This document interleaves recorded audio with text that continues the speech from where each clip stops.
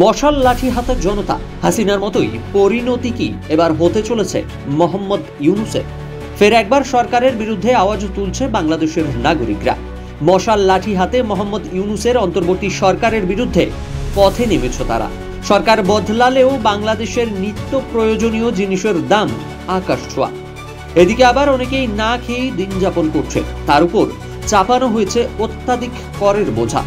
তাই প্রধান উপদেষ্টা ইউনূসের বিরুদ্ধে এই প্রতিবাদ। সময় বেঁধে দিয়ে সরকার ফেলে দেওয়ারও হুঁশিয়ারি দেওয়া হয়েছে। ফলে স্বাভাবিকভাবেই প্রশ্ন উঠছে, শেখ হাসিনার মতোই কি পরিণতি হতে চলেছে মোহাম্মদ ইউনূস সরকারের? ফের কি আরেক গণ অভ্যুত্থান দেখবে বাংলাদেশ? হাসিনার আমল থেকেই মূল্য বৃদ্ধিতে জেরবার বাংলাদেশ। নিত্য প্রয়োজনীয় জিনিস কিনতে হাত পুড়ছে সাধারণ মানুষের। এখন বাংলাদেশের যা টালমাটাল পরিস্থিতি, তাতে রীতিমতো অরাজকতা দেখা যাচ্ছে বাজারে। আড়তদার থেকে ছোট ব্যবসায়ী সকলেই নিজেদের ইচ্ছে মতো দাম হাঁকাচ্ছে বলে অভিযোগ। এসবের মধ্যেই নতুন নিয়ম জারি করেছে ইউনূস সরকার।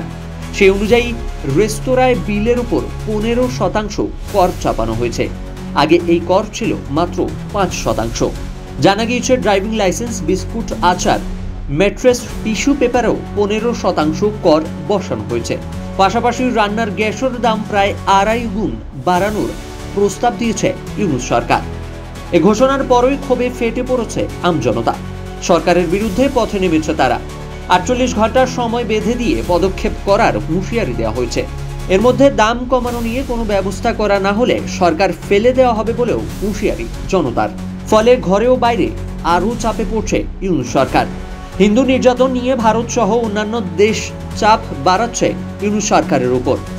ভোট নিয়ে চাপ বাড়াচ্ছে বিএনপির মতো একাধিক রাজনৈতিক দল ইউনূস সরকারের উপর। অস্বস্তি রয়েছে হাসিনাকে নিয়েও। এখন পথে নেমেছেন সাধারণ মানুষ। এবার কি করবে ইউনূস সরকার?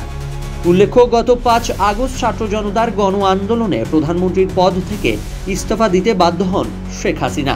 গদি হারিয়ে এখন তিনি ভারতের আশ্রয়ে রয়েছেন। সে নিয়ে দিল্লি ঢাকা স্নায়ুযুদ্ধ তুঙ্গে। Bureau report, Indo Bangla Times, business TV, Kolkata.